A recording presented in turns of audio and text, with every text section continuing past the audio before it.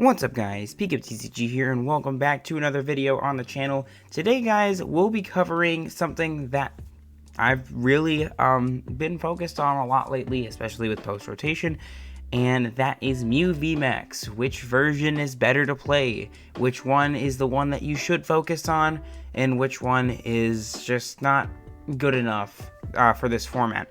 So recently we just hit post-rotation, and now everyone is playing the Scarlet and Violet format, which means that all of the cards from anything earlier than Darkness Ablaze is not Darkness, excuse me, earlier than Battle Styles is out of the format.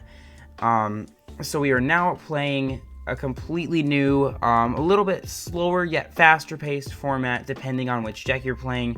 And it really does shake up the meta a bit. Now, Mew is a deck that doesn't really change a whole lot with rotation. Like, maybe a few cards here and there were changed, but for the most part, the core archetype of Mew stayed the same. And that is for Fusion Mew and Double Turbo Mew. These are the two kinds of Mew VMAX that we'll be talking about today. We'll give pros and cons for each one, and at the end we will ultimately decide which Mew is the better Mew to play. So Mew VMAX has been a juggernaut. It's been a powerhouse ever since it was released in the Fusion Strike. In Fusion Strike back in I believe November of 2021, and it has incredible consistency. You're able to pair up Mew with Genesect V, with Oricorio, with Meloetta, depending on if you play Fusion Mew or not, and more recently stuff like Dreepy or just some like cool tech cards you really can mess around. You can really mess around with Fusion Strike as more techs are found. And Mew is just perfect, is that perfect Fusion Strike deck. So Mew VMAX has 310 HP, it's a Psychic type, and it has 2 attacks. The first one is the more focused on one, the one that's more important really, which allows you to choose one of your bench Fusion Strike Pokemon's attacks and use it as this attack. So that means you can use Meloetta, you can use Genesect, or you can use Oricorio even, which sometimes I really like to use the Oricorio. And then you also have the Max Miracle for 130, and it's not affected by any effects on your opponent's active Pokemon. This will be incredibly useful when the new Mimikyu comes out and Paldea evolves. There's a lot of different uses for Max Miracle, but we don't really see Max Miracle too often because if you're playing Double Turbo Mew, you don't even really have access to this. You're only hitting for 110 if you're playing DTE Mew, and you have to have another Mew on the bench ready to go. So it's kind of, that second attack is really mostly ignored, but it's still available for Fusion Strike builds specifically. So, let's take a look at a few things about Mew, and then we'll break down each archetype. So first off, we're here on Limitless TCG, and this is post-rotation, looking at post-rotation Mew, and right away, we can see that Mew is sitting at the number 7th. It's actually dropped since rotation hit. Inteleon Urshifu is above it, which is a bit weird. And remember that Limitless is only based on count, and it's not based on the actual, like, usefulness of the deck, I guess. Now, there are a few Lost Zone box decks here, so if we combine them into related archetypes, it's still at number 7, which is kind of funny. Lost Zone box is just sitting at 627, which is ridiculous for how many tournaments there's been. There's not really been too many. But to see how this meta is kind of building already, it's focusing on really a Lost Zone sort of meta. In regards to meta share, 16% of the meta is Lost Zone box, and Mew only has a 4% share of the meta game right now, which is the lowest, I think the lowest it's ever been. It was in the top 3 no matter what during pre-rotation, but it's gone down significantly, so that's pretty crazy. However, Mew does have over a 50% win percentage, which is perfect for kind of being able to play any Mew you want. You can get a 50% or better win. That's pretty impressive. and it's been able to keep that like around 50 to 51% in previous formats as well. If we look at previous formats, Silver Tempest, Mew was number 2 and at a 48%, so it's gotten a bit better in Scarlet Violet, and plus we have time for the meta to begin settling a bit. We have normal Mew right here, and then you have Fusion Mew as a different, I should mention that because this is only double turbo Mew, but Fusion Mew is here at 12 and it's played 96. So off the bat, this brings me to my first point for DTE Mew, which is it's more popular.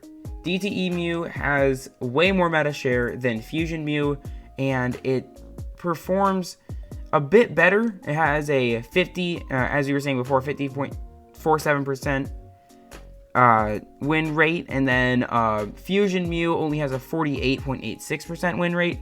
So arguably, right as it looks right now, double turbo Mew is the best. We will take a look at a few lists real quick. So first off, let's take a look at my friend Ricardo Totti's list. Now this list is like the list. There is not really any other lists. But looking at the list, there's not really much variation with double turbo Mew, which means that it can. We'll get to cons in a second, but this is a very straightforward list. You play Judge, you play Boss, you play more of these like control sorts of cards, and then you play very high counts of everything else. 4 Battle VIP, 4 Chromatic, 4 Ultra Ball. It's just a lot of 4 ofs, 3 ofs, or 2 ofs. There's only like 4 1 ofs in this deck, which is understandable. But this deck is very hyper consistent, and that's one thing I really like about double turbo Mew, is that its consistency is just amazing. It's able to draw a whole bunch of cards with Genesect. You're able to place down Path at the end of your turn, and then you can just kind of sit there and chill. Double turbo is your energy acceleration, can be a bit exploited by your opponent, but for the most part it works really well. Now this brings me to my first con about double turbo Mew, is that it's very straightforward. It's a very it's just a copy paste sort of list. There's not much variation to it, which means it's very easy to tech for it. Obviously you have cards like Drapion V that are everywhere, and that's like the Mew counter. I actually have a video on Drapion. Link will be in the description, because Drapion is really the biggest problem for Mew, and that's why you play Path to the Peak in double turbo Mew, is to stop Drapion, stop your opponent from getting set up. But Mew, for the most part, double turbo Mew stays the same. It's incredibly consistent, and it's a lot more popular.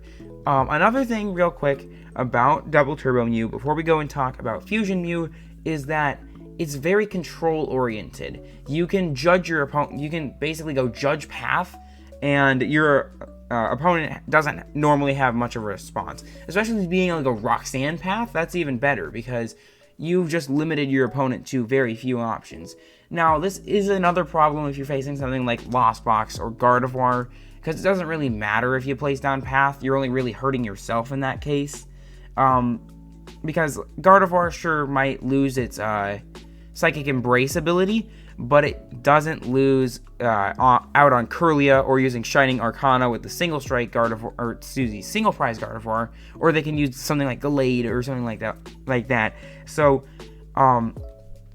the Path really can be detrimental to Mew as well. Of course, you play Lost Vacuum in order to get rid of it, but sometimes you miss out on your Lost Vacuums, or you miss out on something that you might need, and all of a sudden you're trapping yourself, and it's really counterintuitive, really. So overall, double turbo Mew, if I were to rate double turbo Mew out of 10, I would say it's probably around an 8.5 out of 10 in regards to everything about it. Next, we're going to look at Fusion Strike Mew. That's just as Mew VMAX Fusion Strike. Here's my list. This is the list that I play a lot on TCG Live. I've been grinding a whole bunch with this deck, and I found its strengths, I found its weaknesses, and I've really kind of modified the list. Now, it is a bit messy since card counts are kind of all over the place, different rarities, and all that, but again, this is transferring from PTCG Live to Pokegear, and I think this works pretty well.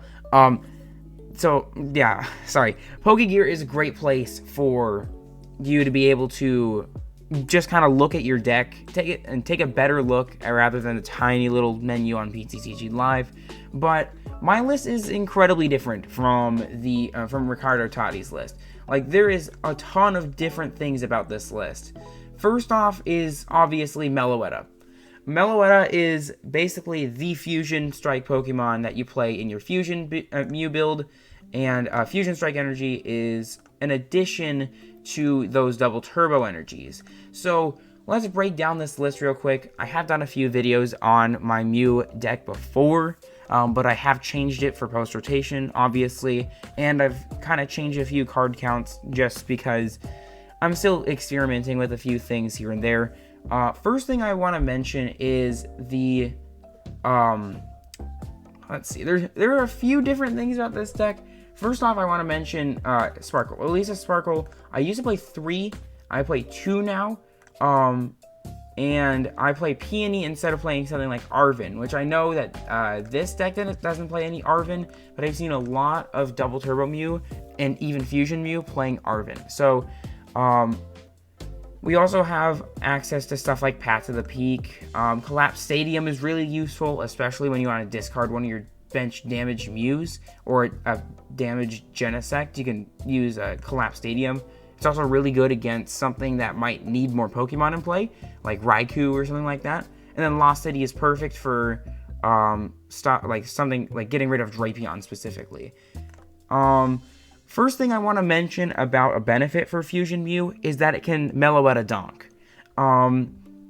You guys might see quite frequently that I post on Twitter or something like that, like, oh, I got a Meloetta Donk today, or I got the perfect hand, and Meloetta is just so much fun to go one-shot your opponent's EX or V on the first turn of the game, and they basically have nothing else set up. So you get basically an insta win, but it's sometimes it's a bit hard to pull off. It's a bit luck based, so it really does. It only works about, I want to say, 60% of the time. So if you miss the Meloetta Donk, you are in kind of a really bad position.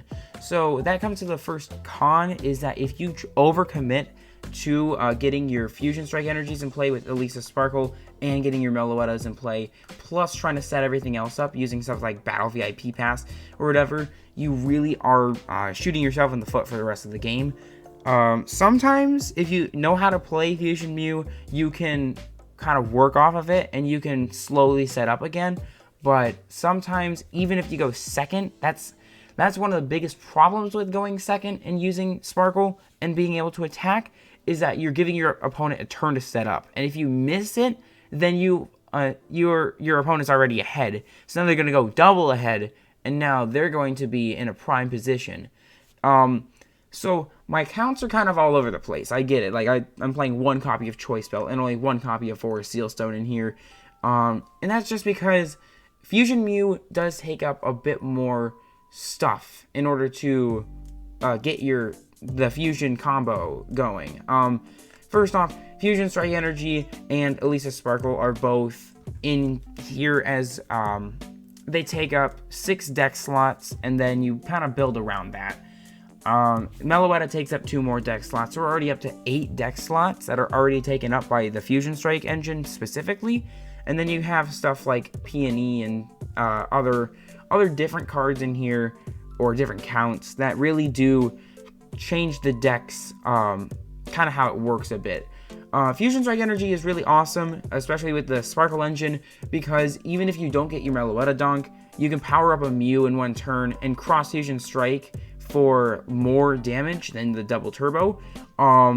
You also have access to being able to there's sometimes a bit of ability shenanigans going on, so Fusion Strike Energy might catch your opponent off guard if they realize, oh shoot, I can't actually do anything about this Fusion Strike Energy, which is really good for like a Hawlucha play, or just some like random abilities that might be negative to you. Having Fusion Strike Energy is pretty good. Sparkle is just absolutely broken sometimes if you can set it up properly. So the list is a lot faster and it's a lot more aggressive than the more conservative, the more kind of control-based Double Turbo Mew. So that's some of the pros for Fusion Mew, is that it's a bit more aggressive and it can go on the attack. One more thing about Fusion Mew is that it has more attackers. So if you go in, let's say I go in with a Meloetta and my opponent sends up Drapion V or something, and they're able to knock out the Meloetta, they're taking only one prize card. And even if they go like Boss or a Mew or something, you still have another single prize that you can send up and you can use the Meloetta again. It's really good in regards to prize trade, because in some scenarios, not every scenario, but Meloetta can be a really good one prize attacker compared to your opponent playing probably 2 or 3 prize attackers all the time. So I would rate Fusion Mew, looking at Fusion Mew here, sorry, forgot to mention, we should probably take a look at a few, kind of one of these. Like, this is playing Deoxys. Deoxys is another card you could play. I don't like Deoxys because it just doesn't hit for enough damage without something like single strike energy or something like that. That's where like Lugia Deoxys is really good. But I like this version, or I like my more straightforward build a bit better. But seeing this list, it's not too different from mine, other than the Deoxys and the 3/4 Sealstone. Fog Crystal's a bit weird, but overall there's a lot more you can do with Fusion Mew, and there's a lot more versatility with it.